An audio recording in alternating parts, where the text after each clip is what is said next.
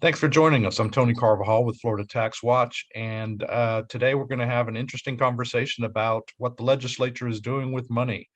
There's been a lot of attention on the new normal, but one of the most amazing new normals that we're talking about is how much is available to the legislature to appropriate this year. And I'm joined today by my fellow friend and colleague here at Florida TaxWatch, Senior Vice President Kurt Wenner. Kurt, you're going to provide us some insights into all this. I was actually reading the Budget Watch report you just released, and it's good news upon good news upon good news. Tell us what you have in that report. Well, you're right. A great fiscal condition that the state is in keeps getting better.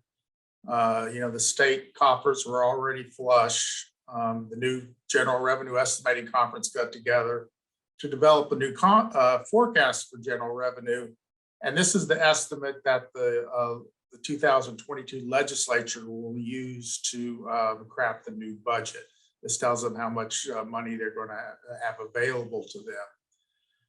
The estimating conference increased the GR estimate for the current year, fiscal year 21-22, by $3.3 billion.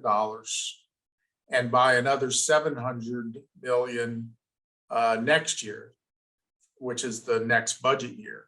This means that lawmakers are going to have another $4 billion on top of the historically high reserves we already have. There's going to be another $4 billion available for them to spend. While the magnitude of this new increase is pretty remarkable, it wasn't totally expected. It's been going on for a while that the estimates keep going up.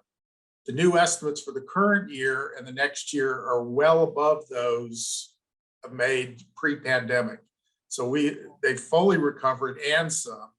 And if you look at the first estimates made post-pandemic, when the estimators decreased the estimates pretty significantly, this year new estimate is $6.5 billion higher than that, and next year 1.8 billion. So as you can see, things have gotten better and better. Kurt, those are amazing numbers. And if somebody wants to read the report, they can go to floridataxwatch.org. That's floridataxwatch.org and pull up the most recent budget watch. But here's the big question for me, because I want to know about the future. So why is this happening, and is it likely to continue happening? Well, the estimators credited the fact that there's so much federal stimulus dollars, and that helps stimulate purchases, gave more money to people to spend. Also, during the pandemic, savings rose to an all-time high, the savings rate, but people are starting to spend that now. And also during the pandemic, the purchasing mix of Floridians changed to where it's a lot more heavily weighted to goods, which are taxable, as opposed to services, which are largely not. They didn't mention this, and really there's not the data to make a conclusion, but I also think that it could be the remote sales tax legislation they passed last year is performing better than they expected. We won't know that for sure for a while, but I have a hunch that it is, and that's helping to boost estimates. Will it continue?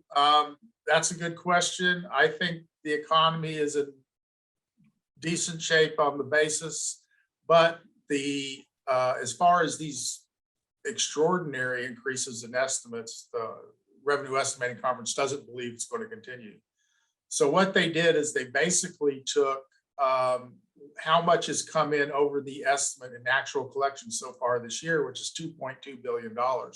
And this marks 16 straight months that collections have exceeded what the previous estimate was.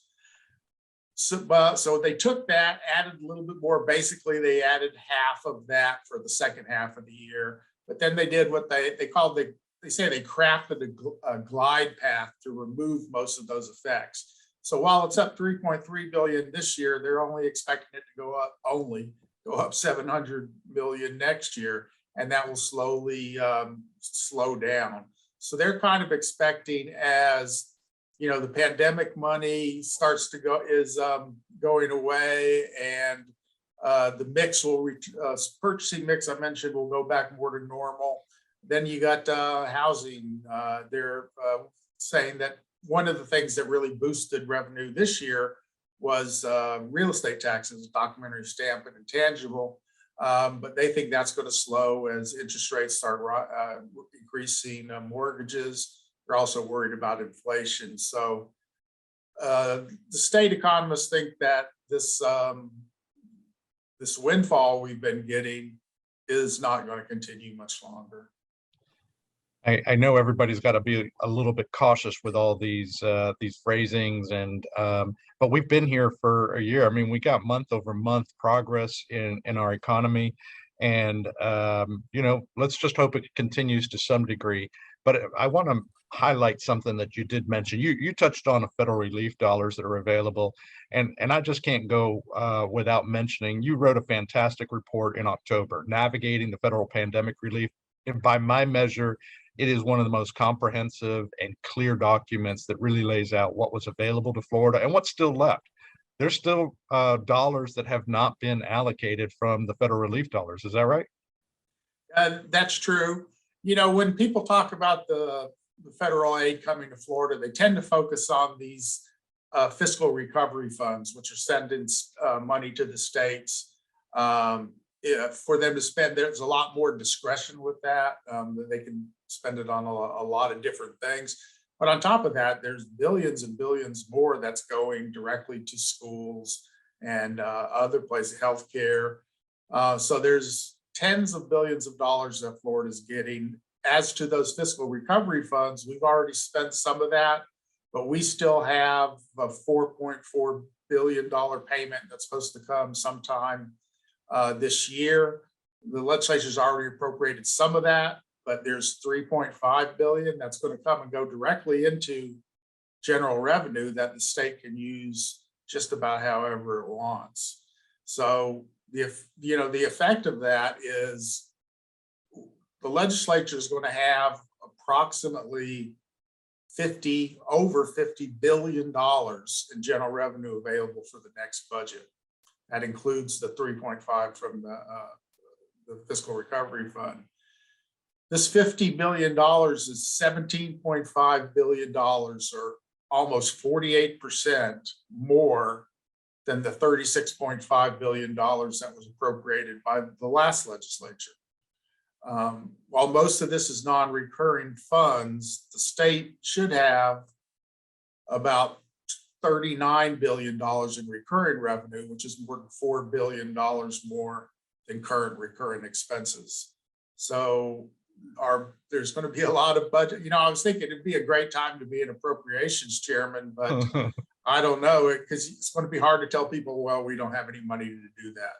So there's going to be a lot of pressure, a lot of competing suggestions for where this money can go. Actually, that's a great statement, because, yeah, you would think that it would be easy to be an appropriations chair or a lobbyist this year. But the reality is there's been some pretty good discipline being shown by the legislative leaders that are controlling this budget. They didn't spend all the dollars there. Yeah, there were some things that you called out in the turkeys and stuff, and we'll do that again this year. But it's been amazing to me. I know we're talking about the budget watch, and we weren't scheduled to talk about this, but there's more money coming in potentially. There's this corporate income tax that is looming, and let's not talk about it too much, but this is almost $1 billion more dollars that could be available. Anything you want to say about that pending issue? Yeah, well, actually, that money is already included in the estimates, because that is current law. Under current law, as you know, there's been some reductions in the corporate income tax rate and some refunds to make up for the big increases that federal tax reform caused Florida corporations. And they've actually paid more than they would have, even with those refunds and rate reductions. But now the rate is supposed to return to its original 5.5%, which is going to be applied to a lot bigger base than before all this federal tax reform started. So that could be about a $1.2 billion tax increase. And we don't think that's, really a good idea when so many employers are still adjusting to, supply chain and labor force disruptions. So we would like, they could either lower the rate, or there's other ways that you could do it to kind of adopt some of the federal changes that actually reduce the tax base, to try to get that back down close, at least closer to a revenue neutral position. Well, Kurt, we just had our State of the Taxpayer dinner recently, and one of the themes there, and maybe we'll close with this, was, all right, so there's lots of money, and we don't need to appropriate it all. We're meeting a lot of our needs. Yeah, we do have some recommendations for infrastructure. Yes, we do have things that we can do for investing for the future. But one of the big themes that kept coming up was, let's give it back to the owners, to the taxpayers of Florida who could benefit from this. Any final comments about recommendations or things that the legislature should be thinking about as we go forward? Well, we definitely urge the legislature to give some of this windfall back to taxpayers. In addition to what we talked about with corporate income tax, we'd like to see some broad-based relief that helps all Floridians. I think that most in the legislature want to do this. I think that we're going to see some considerable tax relief. It's largely, I think, going to be non-recurring in nature, things like sales tax holidays. The governor recommended 3 different ones, plus a gas tax holiday. And the legislature is doing some bills now to do those. So I think we're going to see some considerable tax relief. We'll actually see what form it takes. But we also want to see some discipline in things like member projects. The legislature has been already, the House subcommittees have also been approving more than 1,000 member projects already this session. Now, approving them in subcommittee doesn't mean they're going to get funded, but it qualifies them for the budget. So, we have recommendations to how to make this a little bit better process, and we just want them to show some restraint. A lot of member projects are really good and would be a good investment at this time. A lot of them aren't. And we need to have a better way to weed out the ones that aren't. This is all this money, and including the federal money. It's a great chance. So once in a generation opportunity to modernize Florida and put it in even a better position. We shouldn't squander it. We shouldn't be putting these dollars into areas where it's not going to have a lasting impact. Good advice there, Kurt. And let me close with a few notes here. So if you want to read the Budget Watch report that Kurt not only just put out, but additional notices that he'll have throughout the rest of the session, go to our website, floridataxwatch.org. Actually, if you go to the research tab, you can also go down and find our weekly legislative updates, so you know the bills that we're tracking and what is important and happening in the legislative process this week. And we can't go too far without mentioning the Turkey Watch after the legislative session. If this discipline wasn't really there, Kurt, it may not be the most fun job that we have, but it is certainly an important one, calling some of those projects out for lack of accountability or transparency, or just missing the mark on some items. So a lot of things that folks can access from our website, floridataxwatch.org. And Kurt, you're really a jewel, and I'm so glad you're monitoring this process. Thank you. Any final words? No, it's going to be a very interesting session. They're just now starting to get into budget talks, and we'll see how it goes. But thanks, Tony.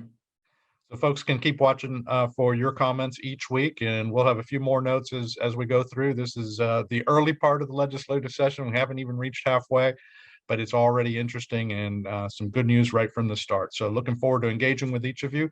You can reach us at our emails at floridataxwatch.org. We're looking for your insights and advice. Let us know if you've got recommendations on how we can give the money back to Florida taxpayers. Love to hear from you.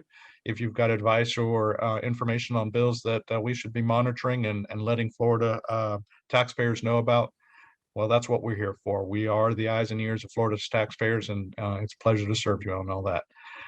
Thanks, Kurt. We'll be back next week. Thank you.